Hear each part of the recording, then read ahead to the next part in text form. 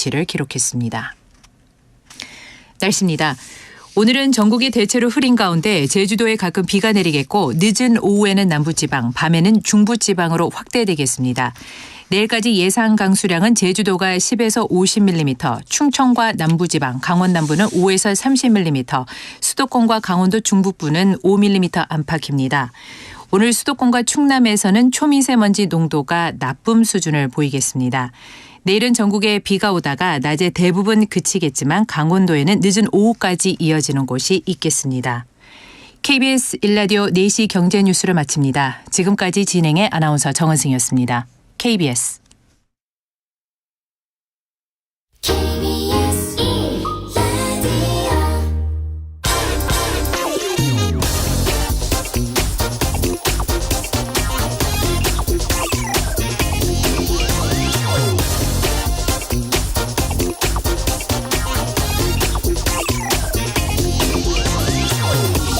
정부의 긴급 생계비 대출이 오늘부터 사전 예약을 받고 있습니다.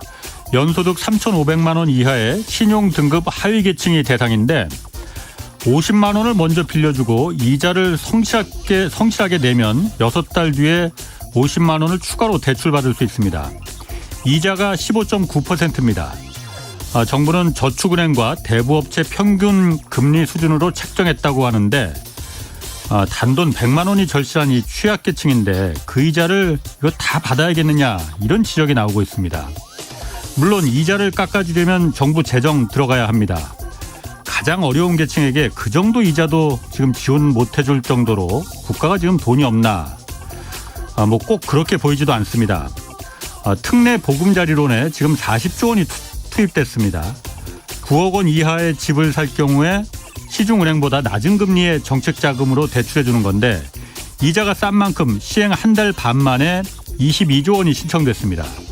덕분에 집값 하락세가 주춤해지고 서울 강남 일부 지역은 오름세로 돌아섰다고 하니 정부로서는 이 정책이 효과를 봤다고 자평할지도 모르겠습니다. 국가가 지금 진정으로 돌봐주고 지원해야 할 계층이 누구일지 한번 잘 생각해 보기 바랍니다.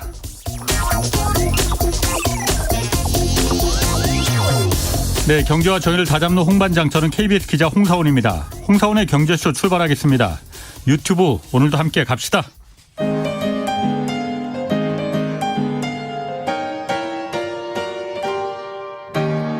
대한민국 최고의 경제 전문가와 함께합니다.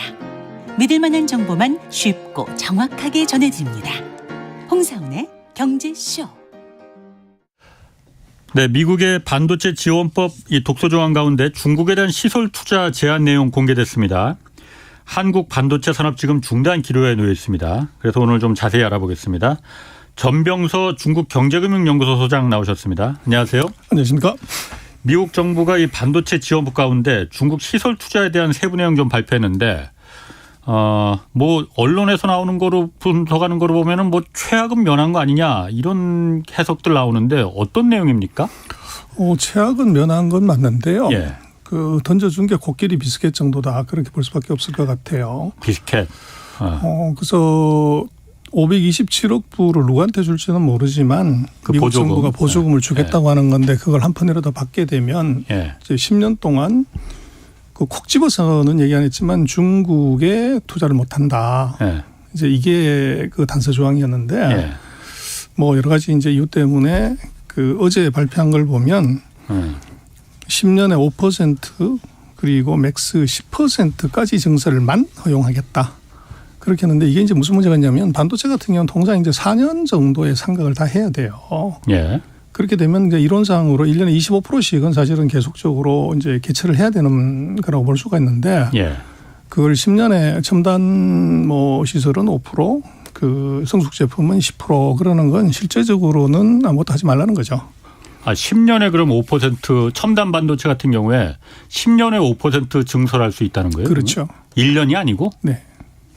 그러면은 그냥 현상 유지만 하라는 거는 그렇죠. 맞죠? 그래서 이제 그게 미국 입장에서는 우방이라고 얘기를 해놓고 잘해주겠다고 그러고 설비도 잘하고 했는데 거기에 이제 한국 같은 경우는 예를 들어서 우리 하이닉스 같은 경우는 D램의 거의 절반 가까이를 중국에 생산하기 때문에 굉장히 크리틱하죠. 그리고 우리 삼성도 낸드 같은 경우는 한 20-30% 중국에서 하기 때문에 그럼 이거 어떡하라는 거냐. 그리고 이제 그렇게 갔을 때 한국이 맘상해가지고 투자를 안 해버릴 수도 있는 거죠. 미국에? 그렇죠. 그래서 그것이 미국의 입장에서는 조금 한국을 달래야 될 필요성. 그리고 또 이제 뭐 미국 안에서도 그렇고 이게 너무 과하다. 그랬을 때 조금 쇼를 해야 될 필요성이 있죠. 그러나 자기네들이 의도하고 어떻게 보면은 결정한 것에 틀은 바꾸지 않고 약간 달래는 수준이 뭐냐고 그런데 그게 이제 제가 볼 때는 그 미국의 정부가 아주 영악한 거죠. 그래서 이게 명분은 좋지만 실리는 거의 없는 이제 기분 좋게 하는 정도 그 정도에서 끝난 거고 그래서 뭐 반도체라는 게 한 4년마다 이게 세대가 바뀌기 때문에 그때마다 개최하고 새로운 설비로 투자를 하지 않으면 실질적으로 의미가 없는 거죠. 그 새로운 그 시설 투자에 대해서 그 새로운 그 시설 업그레이드 이거는 또 제한을 안 뒀다. 처음에는 그것도 좀 우려했었는데 그건 제한을 안 뒀다. 이건 성과 아니냐? 그렇지 않습니다. 그래서 지금 그래? 얘기한 것은 그 두 가지 제한을 같이 하게 되는 첫 번째는 일정한 기술 수준의 이 중국이 베낄 수 있는 중국이 훔쳐갈 수 있는 기술 이것은 이 중국에 수출하지 말라는 기본 기술 부분에 통제가 하나 있고 그다음에 이제 생산량 부분에서 그 제한이 하나 있었던 거죠. 그래서 생산량을 계속 늘리려면 설비 투자를 해야 되는데 이 두 개는 분리해서 생각해야 되고 그래서 이번에 얘기한 것은 양 부분에서만 이제 5% 10% 늘려주겠다는 얘기고 이 기술은 예를 들면 뭐 낸드 128단 뭐 이제 16나노 14나노 이거 이하로는 안 된다고 하는 것은 그대로 살아 있는 거죠. 그럼 기술 더 그러니까 첨단 반도체는 거기서 생산하지 못하게 하는 건 그대로 유효한 거예요? 그렇죠. 그럼 아무 의미가 없네 그러면은. 그래서 이제 생산 캐파만 늘린다고 하는 립 서비스를 한 거로 봐야 될 것 같아요. 아니 생산 캐파를 늘린다는 것도 1년에 5% 10%가 아니고 10년에 5% 10%면은 그러니까 좀 그 저기술 부가가치는 10% 늘려주게 해주고 고부가가치 첨단전 반도체는 5% 늘려주겠다고 하는 거잖아요. 1년에 5% 10%면 10년이면 10년에 1%씩 늘리겠다는 게 그 아무 의미가 없는 거 아니에요? 그것은 하지 말라는 거죠. 중국에서? 그렇죠.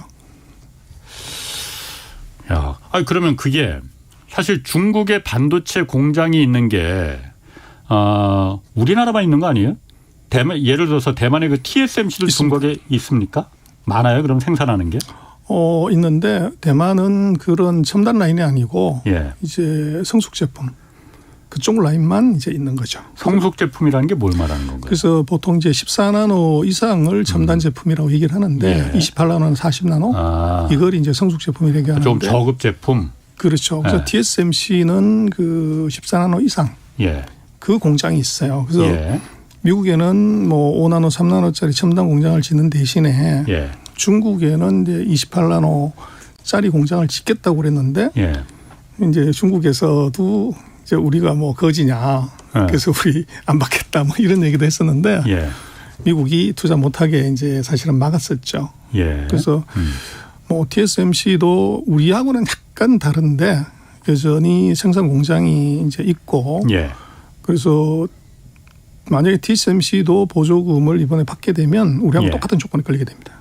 그렇다 하더라도 그 타격은 우리가 월등히 더 크죠. 그러니까 거기는 TSMC는 그야말로 거기 중국 공장을 그냥 운영 안 해도 되는 거 아니에요? 그 정도 저급 그 아까 성숙 제품이라고 말했지만은 양이 얼마나 되는지 모르겠지만은 우리 같은 경우는 반도체 생산의 거의 한 40% 정도를 갖다가 40% 이상을 중국에서 생산하는 거고. 그 TSMC 같은 경우는 공장이 지금 돌아가는 게 12개, 13개가 있는데 그 중국에서? 중에서 아니요. 전체 공장에서 전체 캐파에서 그 중에서 한 개가 이제 거기 있기 때문에 뭐 그냥 심플하게 한다 그러면 13분의 1 뭐 그 정도밖에 타격이 없죠. 완전히 셧다운 시킨다고 하더라도.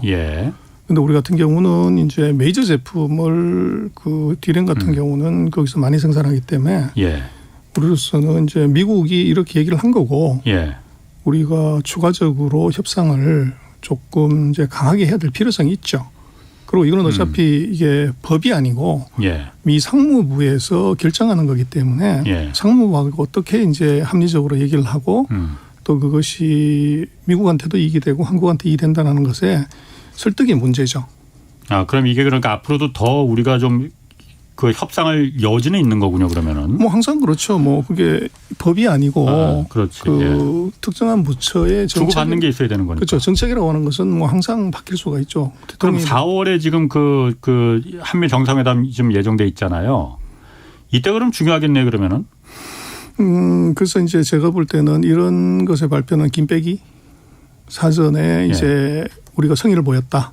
미국이. 그렇죠. 아, 그럼 지금 김을 빼버린 거예요, 그럼 미리? 그 아예 그거는 입 밖에 꺼내지도 말라고? 이제 그런 느낌이 조금 있죠. 그래서 우리로서는 이제 뭐 미국에 투자도 하고 또 장기적으로 보면 이제 여러 가지 협력을 많이 해야 되는데 이거 돈은 중국에서 버는 것들을 그걸 막아버리면 어떻게 할 거냐. 그럼 우리 쪽에서의 그런 요구사항이나 또 미국의 조치에 대해서 굉장히 많은 수정을 우리가 세게 요구할 가능성이 높죠. 그리고 이제 그게 무슨 뭐 정부의 한 개 부처 간에 또는 뭐 특정한 산업의 담당자끼리 얘기하는 것하고 이제 정상이 만나서 얘기했을 때는 그것이 서로 면을 살리려고 하면 이게 커야죠. 그런데 이제 미국 입장에서는 반도체를 이거를 무슨 이게 전자제품으로 보는 것이 아니라 이건 국가 안보 산업이다 이렇게 정했기 때문에 그래서 거기 토달지 말라는 거죠. 그거는 미국 사정이고 한국 입장에서는 어쨌든 이게 지금 그 한국 경제가 한국 산업이 죽느냐 사느냐의 문제이기 때문에 정상회담 의제로 일단은 올리는 걸 추진해야 되는 거 아니에요, 그러면은? 그래서 뭐 추진해야 되는데 정상회담이라는 게 의제라는 게 상대가 받아야 의제가 되는 것이지 한쪽에 올린다고 되는 건 아니죠. 그런데 지금 이제 미국이 이걸 먼저 이 키난 부분을 먼저 발표를 했다는 것은 이제 그 부분에 대해서는 이제 더 이상 논의하지 말자 이런 쪽의 의도를 이제 보였다고 볼 수도 있죠. 그건 뭐 더 두고 봐야 돼서는 뭐 잘은 모르겠지만 그래서 먼저 얘기를 했다고 하는 것은 그냥 얘기한 건 아니겠죠. 아, 그렇게도 해석이 될 수가 있는 거군요. 그러니까 이게 한국 반도체 산업 그 반도체 독소 조항에 대해서 한국 내에서 지금 여론도 별로 그렇게 좋지 않으니 미국 입장에서 저게 4월에 이제 다음 달에 분명히 정상회담이 있을 때 이걸 분명히 한국에서 정상회담 의제로 끌고 올 것이다. 사전 차단해서 그 부분에 대해서는 우리가 이 정도 5% 던져줬으니 이 정도로 만족하고 더 이상 얘기 꺼내지 마라. 이렇게 할 수 있다. 이런 지금 사전 조치라는 거예요. 그런 의도가 심어져 있을 수 있다는 거죠. 그러면은 지금 이게 한국 반도체 산업이라니 과거에 사실 이게 자꾸 일본의 그 1980년대 반도체 산업이 몰락했던 그 경험을 자꾸 떠올리게 돼서 그런 건데 그때 일본처럼 한국의 지금 반도체 산업이 그때 일본처럼 될 수도 있는 겁니까 그러면? 충분히 그럴 수 있다고 보여집니다. 그래서 우리는 뭐 낙관적으로 생각을 하지만 그래서 우리는 뭐 미국이 우리의 우방이고 동맹이고 혈맹이기 때문에 이제 한국에 대해서 여러 가지 이제 특별한 대우를 할 거라 이렇게 생각하지만 결국은 이것을 좀 냉정하게 보면 일본하고 한국하고 미국의 입장에서 누가 더 센 동맹이고 누가 더 중요한 동맹이냐 하면 그것은 일본이죠. 그래서 일본은 뭐 예를 들면 말씀하신 85년, 86년에는 G2였고 지금도 G3란 말이에요. 그래서 중국과의 어떻게 보면 견제나 봉쇄에서 한국의 역할이 크냐 중국의 역할이 그건 뭐 일본의 역할이 크냐는 거 물어볼 필요도 없는 거고. 그래서 한국 같은 경우는 뭐 이제 G10 뭐 잘했을 때 뭐 G8, 7 뭐 이러니까. 그런데 문제는 반도체라는 품목을 두고서 85년 아까 말씀하신 그 미일 반도체 협정을 통해 가지고 86년부터 일본을 죽였단 말이에요. 그래서 이게 그때 사실 그 미일 반도체 협정은 지금 보면은 어떻게 이런 협정을 일본이 받아들일 수가 있었나 말도 안 되는 협정이었거든요. 그래서 이제 그게 그 경제적으로만 해석해서 안 되고 일본의 경우는 이제 국방을 미국에 의존했기 때문에 이게 목에 칼을 갖다 댄 거죠. 그래서 죽을래 받을래 하는 건데 그 미국의 정치인으로서는 해구산에서 일본이 져야 된다고 하는 것은 이건 뭐 대책이 없는 것이기 때문에 어쩔 수 없이 그게 이제 보면 말이 안 되는 조항이긴 하지만 억셉트를 할 수밖에 없었던 거고. 그래서 우리로서도 이게 굉장히 키나게 봐야 되는 이유는 G2였던 나라의 동맹국도 이것은 이제 죽여 없애는 반도체 산업을 완전히 없애는 그런 액션을 한 것이 미국인데 G10 정도의 나라 우방 동맹 여기에 스페셜한 대접을 기대하는 것은 이건 조금 우리가 너무 낙관적으로 보는 거다 그렇게 볼 수가 있고 그리고 이제 그때하고 지금 상황이 약간 다른 것은 그 정부가 이 반도체라는 품목을 이것이 산업의 경쟁력 차원에서 미국의 반도체 산업이 경쟁력이 없어진 것을 이것을 리커버 시켜주려고 했던 것이 미일 반도체 협정이고. 예, 그렇죠. 그런데 지금은 이게 중국이라는 변수가 들어오면서 반도체는 이게 산업에서 쓰여지는 전자부품이 아니고 이건 내셔널 시큐리티다. 국가 안보기 때문에 이게 문제가 되는 것은 미국으로서는 어떤 경우에도 허용할 수가 없는 거죠. 그래서 지금 이제 미국이 왜 이렇게 난리를 치냐는 것의 이유는 딱 12%라는 숫자에 있습니다. 12%? 그렇습니다. 그래서 미국이 이제 반도체 매출액으로 보면 전 세계 시장의 54%를 미국이 매출을 해요. 예. 세계 1등이고 기술 모든 게 다 최고인데 문제는 이제 메이드 인 USA. 예. 미국의 현지에서 생산하는 이제 제품은 돌랑 12%밖에 되지 않아요. 예. 그래서 88%는 미국 이외 지역에서 생산되는 것이고. 예. 그래서 지금 같은 경우에 뭐 로켓이든 미사일이든 드론이든 위성이든 반도체가 들어가지 않으면 이것은 뭐 안 되는 문제가 생기는데 그 중에서 이 중요한 반도체 하나만 이게 문제가 되더라도 미사일이 로켓과 위성이 이게 뜨지 못하거나 사고가 나는 그런 문제가 생길 수 있는 거죠. 예. 그래서 과거 같은 경우는 그 모든 반도체에 대해서 이것을 이제 생산하고 컨트롤하는 것들이 미국의 시스템 내에서 그래서 다 자유민주주의과 우방국들이 했었기 때문에 이것은 얼마든지 통제가 가능했지만 예. 지금은 이게 중국이라는 변수가 들어와서 체제가 서로 다른 이런 이제 상황이 들어온 거죠. 예. 그래서 이제 미국의 입장에서는 지금 반도체에 대해서는 이것은 펜타곤이 개발하는 신무기하고 똑같기 때문에 이것은 어떤 코스트가 들어가든 이제 이 무조건 해야 된다고 하는 쪽으로 가는 것이지 거기에 누구를 봐줘가지고 풀어주고 말고 하는 이런 성격이 아니라는 거죠.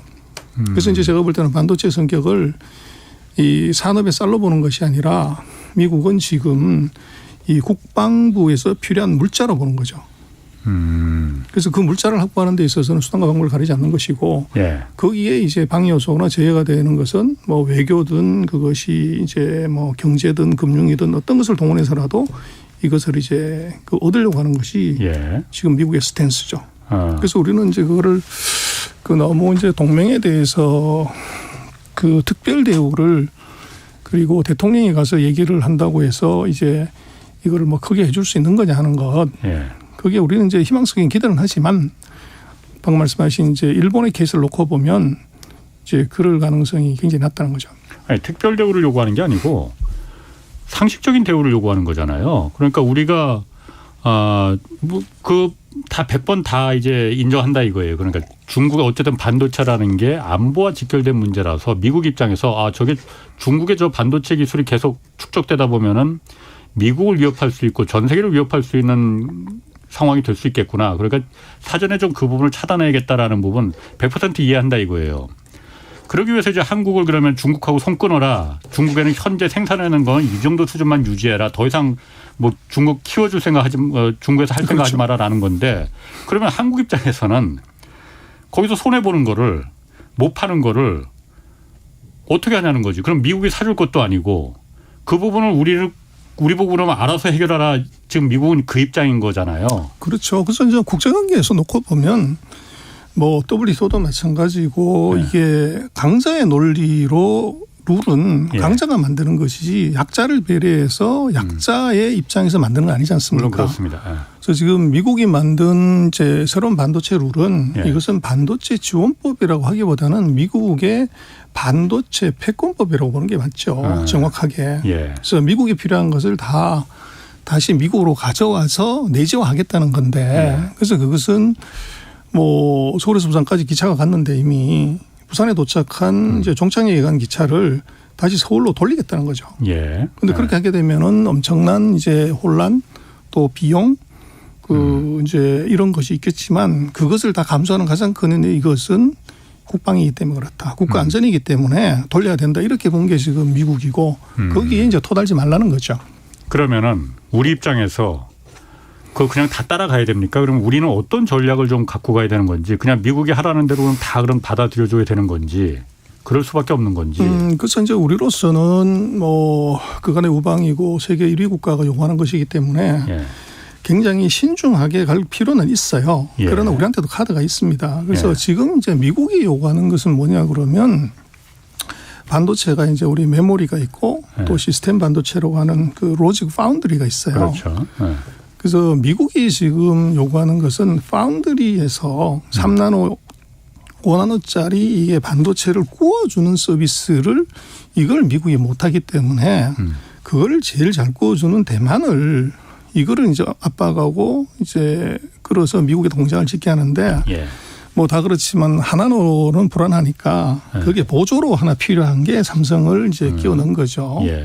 그래서 그렇게 이제 들어와 있는 상태이기 때문에 여기서 요구하는 것은 지금 파운드리에 관한 얘기야. 근데 메모리에 관한 얘기는 없어요. 예. 그래서 우리로서는 뭐 싸움을 할 때도 우리가 잘하는 걸로 싸워야 되는 것이지 우리가 파운드리에서 잘하고는 있지만 대만의 TSMC하고 비교를 하면 한국의 삼성은 한 3분의 1이 안 돼요. 예. 그리고 기술도 우리가 이제 언론에서 볼 때는 뭐 삼성이 앞서간다 뭐 비슷하다 얘기를 하지만 그 기술의 신뢰성은 고객이 판정을 하는 거예요. 심판은. 근데 이제 TSMC의 고객이 그 지금 예를 들면 파운드리 서비스의 가장 큰 고객 3명이 우리 삼성을 선택한 게 아니고 TSMC를 선택을 했다고요. 애플하고 예, 퀄컴이나 엔비디아가. 예. 그래서 그렇게 놓고 보면 우리 예. 실력이 우리는 정서적으로는 우리가 1등일 수 있지만 이 소비자가 고객의 평가는 등수는 이미 정해졌다는 거예요. 예. 그래서 그러나 그것은 이제 우리 좀 뭐 컴퓨터로 얘기하면 CPU가 될 것이고 핸드폰으로 하면 AP가 될 건데 예. 우리가 핸드폰도 속도만 빠르다고 좋은 게 아니라 사진 저장하고 번호 저장 못하면 이제 꽝이란 말이에요. 예. 그게 바로 메모리죠. 그래서 그게 노트북이 되든 핸드폰이 되든 서버가 되든 반드시 필요한 게 이게 메모리인데 예. 이 메모리를 우리가 놀랍게도 전 세계 시장의 75%를 우리가 커버를 해요. 예. 그래서 우리를 놓고 보면 결국은 이게 75%의 메모리를 95%까지 올려버리면 예. 그러면 미국하고 엄청난 협상력이 생깁니다. 그래서 지금 75%의 독점을 95%까지 더 독점해버리면은 그렇죠. 그래서 이제 항상 그렇지만 메모리 역사 뭐 1980년 이후에 한 40년을 보면 반도체 경기가 꺾어질 때 이제 80년대 보면은 반도체 D램 반도체 하나 회사 20개가 넘었어요. 그런데 그것이 4년마다 경기가 이렇게 이 지옥으로 갈 때마다 없어져서 지금은 이제 3개 회사만 남아 있죠. 치킨 게임이라고 했죠. 그렇습니다. 근데 이제 이게 이번에 또 불황이 온 거죠. 예. 불황이 와서 우리 언론도 뜨지만 뭐 한국에 있는 1등하는 회사도 아마 이제 이번 분기에는 BEP 가기 어려울 거다. 또 이제 2등, 3등하는 회사는 적자가 크게 난다. 1등은 삼성전자고 2등은 SK 하이닉스, 3등은 그렇죠. 미국의 마이크론입니다. 예. 그래서 2, 3등은 지금 뭐 굉장히 어려운 상황인데 예. 그래서 우리가 지금처럼 이제 캐파를 그대로 유지를 하고 그리고 투자를 그대로 한다고 하면은 이제 나가 떨어지는 놈은 약한 놈부터 죽게 되는 거죠. 3등? 그렇죠. 미국 마이크론? 그렇죠. 그래서 이번 참에 우리가 저는 삼성이 굉장히 잘하고 있다고 보여지는 것이 사실은 뭐 반도체 가격이 지금 뭐 50% 떨어져 60% 떨어져서 큰일 났다 이렇게 얘기를 하지만 시장이 과점화되어 있기 때문에 그 한국의 2개 기업이 뭐 이제 눈짓해서 생산량을 50% 줄여버렸다. 예. 그럼 바로 반도체 가격은 몇 배가 뛸 수 있는 수급을 완전히 바꿀 수가 있어요. 예. 그래서 그걸 실제적으로는 가격 이니셔티브는 지금 PC 회사나 핸드폰 회사가 지고 있는 것이 아니고 제가 볼 때는 한국의 반도체 회사가 지고 있다는 것이죠. 그런데 이제 거기에서 우리가 뭐를 생각할 수가 있냐면 결국은 지금 이번에 삼성이 보면 캐파를 줄이지 않겠다. 인위적인 감산하지 않겠다고. 그렇죠. 했어요. 그게 제가 볼 때는 역시 이게 1위의 여유고 1위의 전략이다. 그래서 이 상태가 그대로 지속이 되면 지옥에서 죽어나가는 것은 약한 놈부터 죽어나가는 것이고 이것이 그대로 지속이 돼서 이제 약한 놈이 죽어나가면 경기가 리커버했을 때는 살아남은 자의 축제가 벌어지죠. 그래서 이번에 세게 가서 한 1년이나 1년 반 정도 더 지금 같은 투자로 간다고 하면 셋 중에 하나를 탈락시킬 수가 있죠. 그렇게 되면 탈락이네 그러면. 그렇게 되면 우리로서는 예를 들어서 마이크론의 마켓시가 한 20% 그 내외인데 그걸 우리가 2년 뒤에 가져오게 된다고 그러면 우리가 95%가 되는 거죠. 그렇게 되면 뭐 그게 미국이 되든 중국이 되든 이제 메모리를 공급하지 않았을 때 D램이 없을 때 서버든 노트북이든 핸드폰이든 이게 작동이 되냐. 그러면 우리가 굉장한 이제 프레싱 파워를 가질 수가 있을 것 같아요. 그래서 제가 볼 때는 그 한국 같은 경우는 그 미국의 성의 표시를 하지 않는 것은 그건 외교적으로도 문제가 되고 또 우리는 이미 거기에 투자해 놓은 것이기 때문에 문제가 될 수밖에 없는데 예. 이 파운드리의 몫은 그런 것이 아니라 디램을 세계를 제패하는 90% 이상으로 올라가는 데다가 여기다 포커싱하고 여기다 지원하고 예. 이거를 앞으로 이제 한 2년에서 길게는 4년 안에 이걸 달성하게 되면 미국도 두렵지 않다. 그러니까 지금 그 전 소장님 말씀을 좀 정리해 보면은 지금 메모리 반도체가 지금 완전히 경기가 그 가격이 너무나 헐값이 돼 갖고 서로 지금 피를 흘리고 있는데 이참에 아예 3등인 미국의 마이크론을 죽여버리자 치킨 게임으로 해서 그러면은 1등과 한국이 지금 70% 정도의 그 과점률을 95%까지 높일 수 있으니 그러면은 그걸 이제 지렛대로 사용해서 자 우리가 중국에 투자하든 말든 미국 신경 쓰지 마라. 안 그러면 우리 메모리 공급 안 하겠다. 예를 든다면은 그런 힘이 생길 수 있다. 그걸 목적으로 가야 된다는 그렇습니다. 거예요. 아니 그러면은 그게 가능합니까? 일단 그리고 첫 번째 잠깐만요.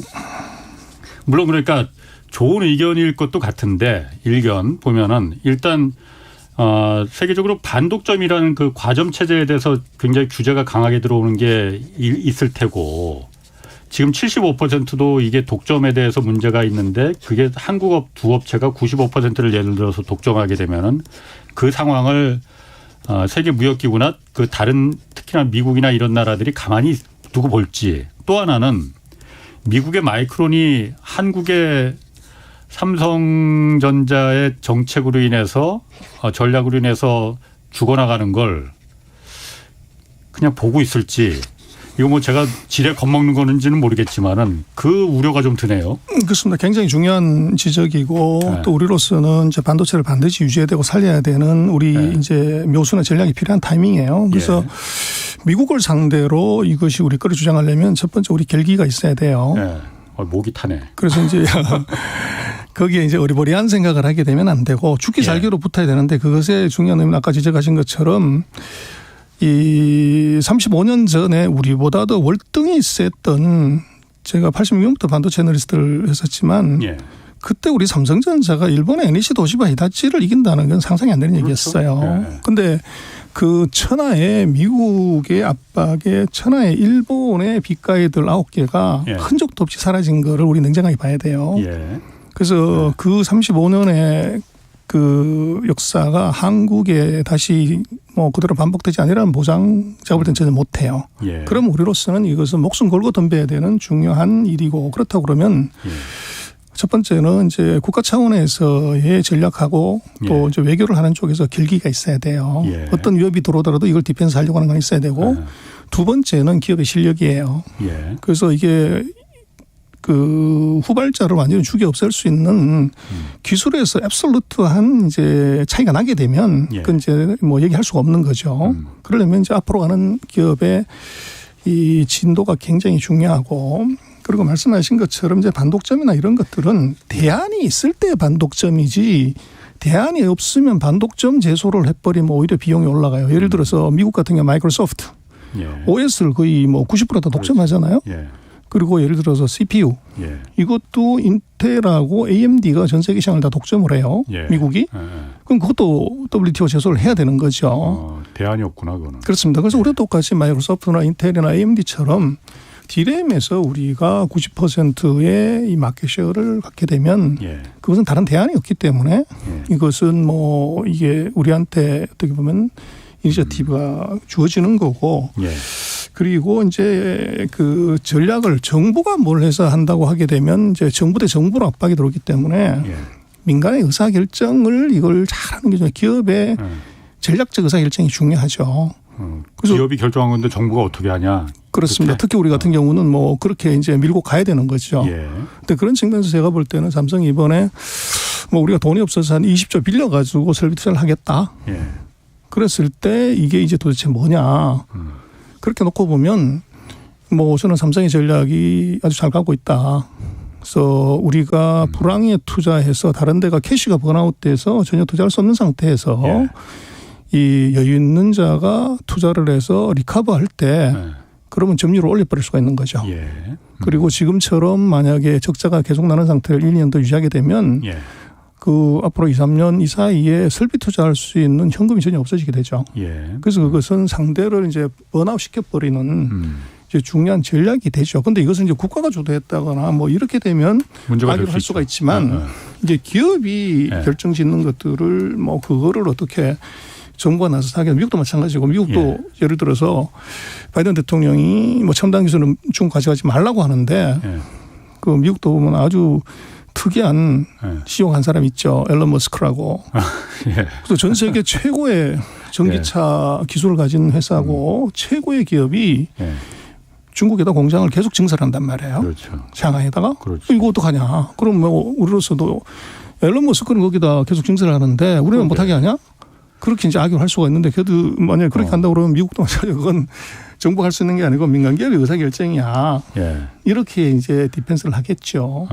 그래서 그러려면 그거는 1등하는 나라니까 그렇게 얘기할 수 있고 우리처럼 이제 10등하는 나라는 그런 이제 위협이나 또는 이제 압박이 들어왔을 때 그걸 단호하게 이제 갈 수 있는 것은 실력하고 결기가 있어야 됩니다. 그리고 그게 이제 외교적으로도 우리가 준비 많이 해야 되고 또 근데 이것이 반도체 문제는 미국은 자기는 안보라고 생각하지만 우리는 안보 플러스 경제잖아요. 지금 뭐 반도체 무역 적자가 왜 이렇게 많이 나냐, 수출이 왜 이리 안 되냐, 왜 이렇게 어렵냐는 것의 모든 것의 중심에는 반도체 수출, 반도체 적자 이게 들어가 있지 않습니까? 그렇죠. 그럼 이건 반도체는 우리 운명이라고 해도 사실은 과언이 아니고 근데 그 운명을 이게 중국도 이게 반도체 국산화 또는 확장에다가 운명을 걸었고 미국은 이거 국가 안보로 이름 붙여서 이게 걸었는데 우리는 저건 뭐 민간 기업의 재벌 기업의 수익 산업이기 때문에 이게 뭐 그쪽에서 알아서 하겠지 이렇게 하는 것은 지금에 돌아가는 이제 국제 간의 상황 이걸 너무 어떻게 보면 이제 피상적으로 보거나 너무 낙관적으로 보는 게 아닌가 싶어요. 삼성전자가 그러면은 인위적으로 그 반도체 가격이 이렇게 바닥인데도 불구하고 감산하지 않겠다 계속 우리 시설 투자하고 증산하겠다는 거는 말씀하신 그런 목적이 들어가 있는 겁니까? 그러면은 정말 3등 주겠다고? 글쎄요, 뭐 제가 볼 때는 그것은 이제 삼성의 내부적인 의사결정이겠지만 이 관찰자의 입장에서 놓고 볼 때는 이것은 충분히 삼성의 전략이 보여지는 것 같아요. 그래서 적자 나면 투자 안 하는 것이 그게 뭐 비즈니스의 정상인데 적자 나도 투자를 한다고 하는 것은 그건 뭔가 이제 의도가 있다고 봐야죠. 그런데 그 의도가 불순하면 문제가 되지만 미래를 위한 지금의 적자를 앞으로 2년 뒤에 1년 반 뒤에 저걸 현금으로 몇 배를 돌려받을 수 있다고 하면 그건 굉장히 잘하는 전략이죠. 그래서 그게 결국은 이제 제가 볼 때는 뭐 세계에서 1등하는 회사 그거 쉽지 않단 말이에요. 그런데 우리는 이제 한국의 뭐 재벌 기업들을 좀 낮게 보지만 문제는 이게 최첨단 반도체를 만드는 전 세계 반도체 회사 1등이 연속으로 1등 2번을 한 게 지금 삼성이에요. 3등이 한 게 하이닉스고 저 지금 한국의 반도체를 어떻게 해야 되냐 그것들은 사실은 뭐 누구한테 물어보냐 그러면 목숨 걸고서 최근 40년 동안 수많은 고비에서 이제 의사결정을 했던 그 회사가 무슨 생각을 하는지를 물어보고 그 의사결정을 더 잘할 수 있게끔 서포트하는 게 사실은 맞죠. 그런데 이번에 미국의 반도체 지원법을 쭉 보면 아까 지금 제가 가진 것처럼 말도 안 되는 조항들이 들어있단 말이에요. 그런데 그걸 누가 그걸 만들었겠냐. 제가 볼 때는 인텔의 어드바이스가 거의 90%일 것 같아요. 인텔에서? 그렇죠. 왜? 그래서 결국은 이게 미국의 생각은 대만이 한국이 이뻐가지고 돈 주고 이게 보조금 주고 생각해 주는 게 아니죠. 그래서 결국은 인텔을 다시 키워서 TSMC와 삼성을 넘어서는 회사로 만들고 거기서 만든 첨단 반도체를 갖고 이제 이 IT 제품, 4차 산업혁명, 이제 군사 제품에 쓰고 싶은 거죠. 아니 그럼 그 이번에 상무부에서 그 독소정으로 내건 게 영업 기밀 다 보여줘야 된다. 생산 라인도 공개해야 된다. 이런 게 인텔이 그걸 다 취득하겠다는 거? 뒤에서 어드바이스 한 거죠. 그래서 삼성과 TSMC를 그 기술력을 뛰어넘겠다? 그렇죠. 인텔이? 그래서 뭐 마찬가지지만 이게 삼성이나 TSMC가 재무제표 다 공개하고 공장 접근권을 다 보장을 했을 때 거기서 나온 자료 보고서 레포트 그거를 이게 인텔에게 보여주지 않는다는 가정할 수가 없죠. 그래서 근데 문제는 이게 지금 국가의 전략 물자 산업인데 세계 최고의 기술이 우리 마당에 들어와가지고 알을 낳고 있는데 그 둥지가 어떻게 생겼는지를 우리 닭한테 안 가르쳐줄 이유가 없잖아요. 닭이라면 인텔한테? 그렇죠. 그래서 이제 우리가 걱정하는 것도 사실은 뭐 그 보조금을 얼마 주냐 그건데 네. 우리 삼성이 보면은 뭐 1년에 영업이익을 한 40조씩 낸단 말이에요. 그런데 우리가 170억 불 지금 투자해가지고 뭐 받을 수 있는 보조금이 뭐 1조 1천억에서 한 3조 5천 뭐 그 정도예요. 그럼 우리 1년 이제 뭐 이익의 한 10분의 뭐 1이 안 되는 그 정도 금액이에요. 근데 그거는 뭐 있으나 없으나 사실은 그렇죠. 물론 큰 금액이긴 하지만 사이즈로 보면 근데 그거보다 더 이제 두려운 것은 그 보조금을 받았을 때의 그 공장 접근법 이거를 허용을 했을 때 이제 와서 들여다보면 어떻게 되냐. 예를 들어서 그럼 그걸 갖다 우리가 받아들인다 하더라도 거기서 미국의 정보기관이 그걸 생산 라인을 들여다보겠다고 했단 말이에요. 그걸 들여다보더라도 그 첨단 기술에 대해서는 다른 기업이나 경쟁 기업에 유출하지 않겠다는 그래서 그걸 갖다 딱 그 법으로 다 보장받고 우리가 하면 되는 거 아닌가요? 뭐 그럼 되는데 미국이 그걸 가서 보겠다고 하는 것이 그 법으로 보장해 줄까요? 안 해줄 거다. 그럴 가능성이 높죠. 자, 그러면은 그 삼성전자 그랬죠. 엊그제 또 그 물론 산업자원부에서 발표한 거지만은 용인에 그래서 국내에 300조 원 들여서 20년간 그리고 용인에 그 시스템 반도체 클러스터를 새로 만들겠다고 했어요. 이게 그러면 제가 시기가 공교롭게도 이게 나온 게 미국에서 저렇게 무리한 요구를 들어주기 힘든 요구를 하고 중국에서도 뭔가 계속 사업을 하기에는 이게 쉽지 않을 것 같다. 미국이 그 반대를 해서 이참에 그냥 역시 우리나라 국내 땅이 최고야. 국내에다 그냥 하자. 이거 아닌가 이런 생각도 드는데 시기상으로 발표한 시기가 보니까 뭐 드라이브 샷 아주 시원하게 날린 것 같아요. 그래요? 근데 뭐 누구 보라고? 그래서 이제 싱글들의 특징이 보면 드라이브 샷을 잘 치는 게 아니고 골프 잘 치시나 보네 그 전 소장님. 그래서 아이언샷을 잘 쳐서 돈을 따는 거죠. 근데 지금 제가 볼 때는 타이밍 아주 좋았어요. 그래서 미국과 중국이 저렇게 난리를 치고 있고 미국이 이제 말도 안 되는 이제 조건들을 내걸었을 때 우리가 안 가고 여기서도 짓겠다. 이런 시그널을 보여주는 건 굉장히 중요해요. 그런데 제가 볼 때는 300조라고 그러면 거의 우리 국가 예산의 절반이잖아요. 그렇죠. 그런데 거기에 300조를 어떻게 조달하고 이게 누가 펀드레이징하고 어떤 방식으로 펀딩을 할 거냐는 것에 계획은 없어요. 제가 아무리 찾아봐도. 그래서 제가 볼 때 악마는 디테일에 숨어 있다고 드라이브샷 좋은데 디테일에 가가지고 이게 300조를 어떻게 펀딩하냐 하는 것들 여기에 대한 디테일이 나와야 돼요. 그래서 뭐 항상 그렇지만 우리가 뭐 새 정부 들어서면 그 재벌 기업들이 뭐 몇십조 몇백조를 투자하겠다. 그런데 나중에 5년 지나고 보면 뭐 투자가 별로 결과가 녹지 않죠. 그래서 제가 볼 때는 중요한 것은 뭐 이게 동그라미를 몇 개를 붙여가지고 발표하는 것은 할 수가 있지만 우리로서는 이것이 이제는 우리가 미국과 중국 사이에서 우리를 지켜낼 수 있는 가장 중요한 무기이기 때문에 조금 더 정치하게 그리고 이제 디테일하게 이거를 가야 될 필요가 있을 것 같아요.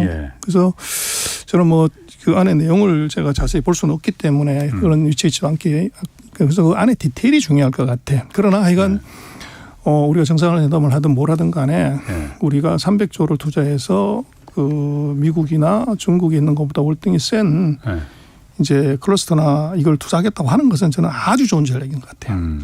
그렇죠. 그리고 이제 우리로서는 결국은 이제 미국이나 중국의 상황을 놓고 보면 지금 이번에 반도체 지원법 조항을 보면 중국하고 다른 점이 없습니다. 그래서 공장 다 짓고 나면 기술 내놔라고 하는 것이 뭐 중국도 항상 그렇잖아요. 두 개가 똑같아요. 그래서 미국과 중국은 첨단 기술에 있어서는 아무 차이가 없다. 그러면 우리로서는 지금 같은 이런 상황이 되면은 이것이 온통 다 지리밭이기 때문에 결국은 아까 기자님 지적하신 것처럼 한국이 가장 안전한 지대고 또 한국에서의 최첨단 이제 기술이 계속적으로 나오게 되면 우리 존재 가치는 있는 것이지 이거를 미국에 가가지고 최첨단 제품을 생산하는 순간에 이건 미국 것이 한국이 아니에요. 그래서 이제 대만도 사실은 굉장히 고민스러운 것이 최첨단 라인을 400억 우리보다 뭐 2배가 넘는 금액을 가지고서 미국에 짓겠다고 얘기는 했는데 이 대만 안에서도 여러 가지 불안감이 있는 거죠.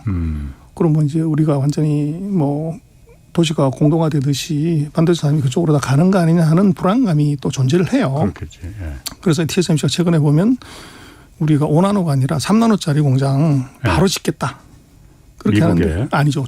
저 대만에. 대만에. 본토에다가. 미국에는 5나노짜리를 짓고. 그렇죠. 그래서 이제 핵심이 되는 것은 우리가 R&D는 우리가 하고 예. 공장은 일본에도 짓고 미국에도 짓고 독일에도 짓고 하겠다. 예. 이제 이렇게 안심을 시켰죠. 그래서 결국은 거기에 그 기술력이 모든 것의 중심에 있고 예. 미국이 탐내는 것 자체도 이게 3나노, 2나노짜리, 3나노짜리의 그 생산 기술이 이게 관심이 있는 것이 그렇죠. 하나스가 아니거든요. 예. 그런데 그거를 미국의 관심을 저걸 간단하게 없앨 수 있는 것은 앞으로 2년 뒤에 5나노짜리, 3나노짜리 공장을 지었는데 2년 뒤에 한국에서 2나노나 1나노나 1.4나노로 가버리면 예.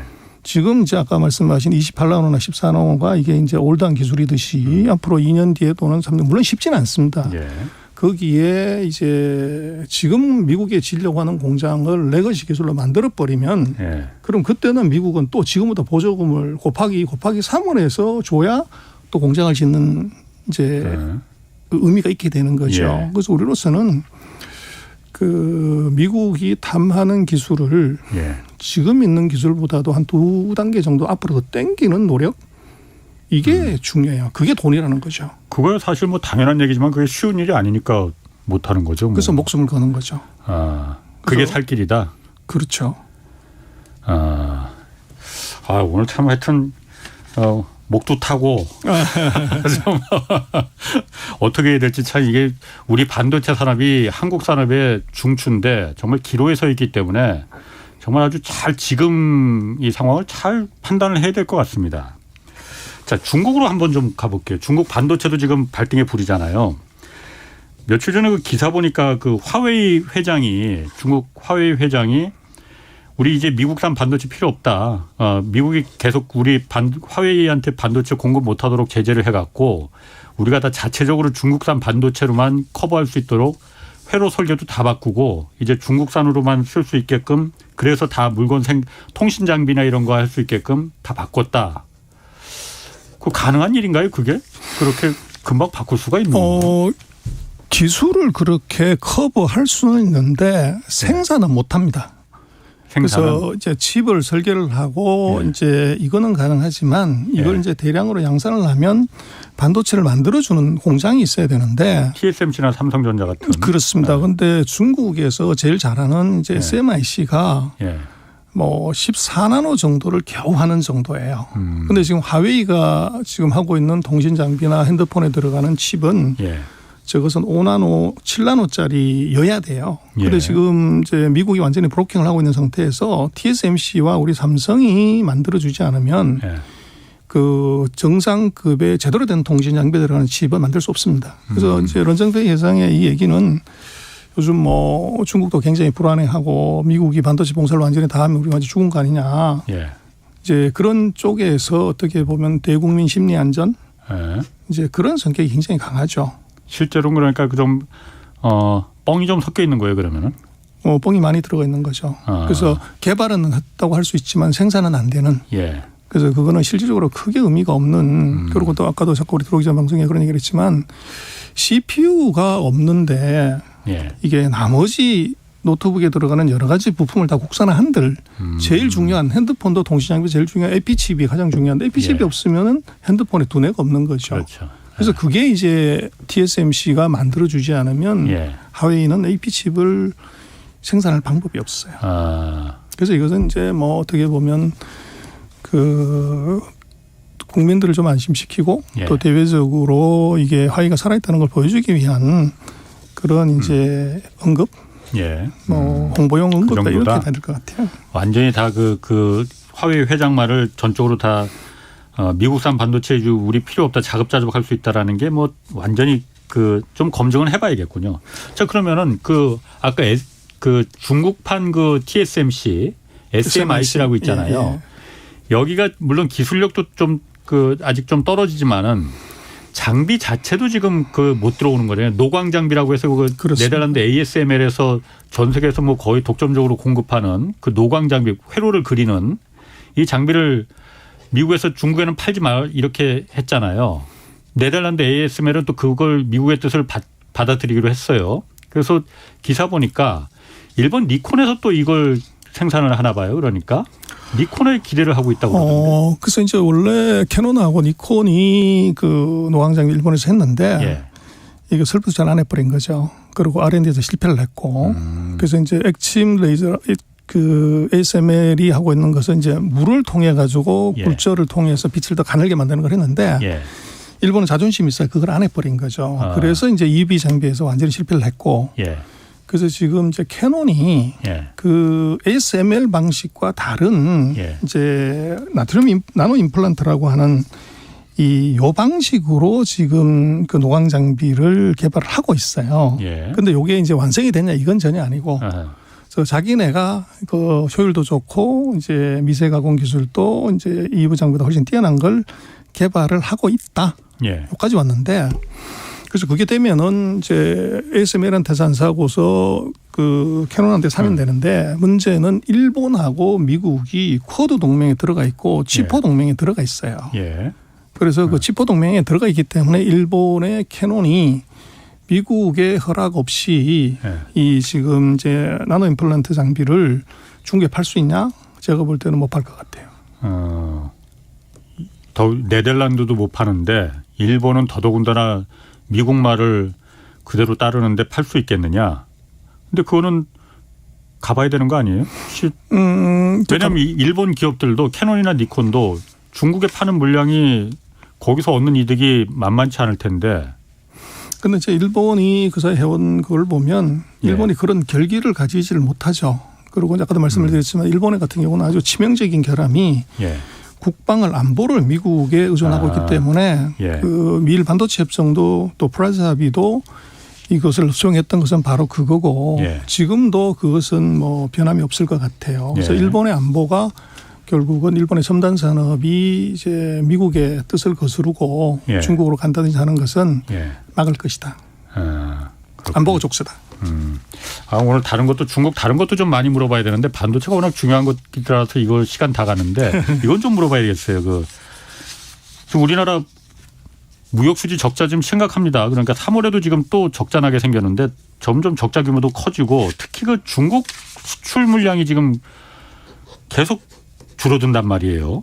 감소란 말이에요. 9달째 벌써 대중 수출이 감소인데 우리 정부는 뭐 어쨌든 중국이 리오프닝하고 그랬으니까 상저하고 해갖고 하반기에는 중국이 다시 이제 한국 물건들 많이 수입할 거다. 그럼 괜찮아질 거다 하는데 그 가능성이 있는 얘기입니까? 어떻습니까? 반도체가 배터리 때문에 그런데요. 그게 지금 이제 우리가 크게 줄어드는 것은 뭐 반도체가 최근 뭐 1년, 1년 반 사이에 가격이 60% 떨어졌단 말이에요. 그래서 이게 우리가 무역 적자라고 하는 것은 수량 곱하기 단가 한 금액으로 잡는 거잖아요. 그래서 물량이 늘더라도 이게 단가가 60% 떨어져 버리면 이거 마이너스 나오는 거죠. 그래서 지금 이제 무역 적자에서 큰 거는 반도체 수출 단가가 만들어낸 이제 감소가 하나 있고 또 하나는 우리가 중국으로 수출을 못 하는데 수입을 왕창 하는 게 그 배터리용 소재 부품이에요. 그 리튬, 코발트, 망간 이걸 우리가 거의 한 80% 이상을 중국에 수입을 해요. 근데 이게 지금 최근 뭐 2, 3년간 가격이 폭등을 했단 말이에요. 리튬 같은 경우는 뭐 최근 3년 거의 20배, 30배 가까이 가격이 올라갔기 때문에 이게 다른 부분에서의 적자를 계속 이제 흑자를 까먹는 거죠. 이제 그게 중요하고 그래서 지금 1, 2월 달에도 수치가 왜 나쁘냐 그러면 두 가지인데 하나는 전 세계 경기가 나쁘기 때문에 중국도 이제 수출이 이게 슬로우 다운해요. 근데 우리는 중간재를 팔기 때문에 중국의 수출이 잘 안 되면 중간재 수요가 줄어드는 게 하나 있고 두 번째는 이제 1, 2월 달에 중국이 코로나를 확 풀어가지고 집단 면역을 형성을 시켰어요. 그 바람에 집단 면역을 알느라고 얘들 자체가 내수가 좋지 않았어요. 그러니까 한국 제품을 크게 수입할 수가 없었던 거죠. 그래서 이제 우리 정부가 얘기하는 하반기 가면 좋아질 거라는 것은 약간 제가 볼 때는 타당성이 있어 보이는 것이 결국은 우리가 파는 게 중간재가 이제 철강, 화학, 뭐 이제 그 기자재, 전자품 이런 건데 그게 중국의 SOC 투자나 건설 투자하고 관계가 있어요. 그런데 최근에 보면 이제 중국의 부동산 이제 거래 대금이나 요게 플러스를 살짝 돌아서요. 그래서 지난달까지 이제 뭐 집단면이 형성되고 나서 이제 움직이기 시작하는 거죠. 그래서 뭐 심플하게 보면 중국 경기 좋아지냐 하는 것은 우리 하늘을 쳐다보면 될 것 같아요. 미세먼지 많냐? 그렇죠. 요즘 엄청나던데. 바로 그겁니다. 그래서 중국 좀 가라앉았으면 좋겠는데 그거로 봐서는. 예. 근데 이제 네. 우리가 미세먼지에 시달린다고 하는 것은 중국의 제조 활동, 네. 생산 활동이 굉장히 활발하다는 얘기예요. 그러니까. 그래서 그건 이제 앞으로 한 3개월 뒤에 어떻게 되냐를 보는 것은 PMI 지표를 보는데 PMI 지수를 생산자 그러니까 구매자 지수. 예. 근데 그게 2월 달, 3월 달이 다가 50 이상이에요. 중국이. 네. 그러면 이제 우리로 계산하고 플러스 3을 하면 뭔가 많이 그러니까 사들이고 있다는 거네, 기업들이. 사겠다고 이제 계획을 하고 있는 거죠. 아하. 그래서 생각을 해보면 5월달, 6월달에는 저게 중국의 뭐 전체적인 경기들이 확 플러스로 돌아설 거다. 그렇게 볼 수 있을 거고 이제 3월달 같은 경우 엣지에 있기 때문에 아마도 조금 이제 그 애매한 이제 그런 상황인 것 같아요. 그래서 5월, 6월을 좀 지켜볼 필요가 있다. 오늘 아주 정말 재밌게 잘 들었습니다. 전병서 중국경제금융연구소 소장이었습니다. 고맙습니다. 네, 감사합니다.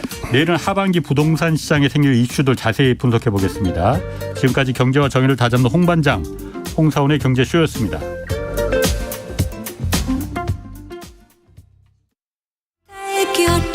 뉴스는 알레그로 모데라토. 여러분의 마음은 안단테. 매일 아침 편안하게 최경영의 최강 시사와 함께 해 주십시오. 정확한 뉴스 깊이 있고 빠르게 전해드리겠습니다. 평일 아침 7시 20분 세상에 이익이 되는 방송 최경영의 최강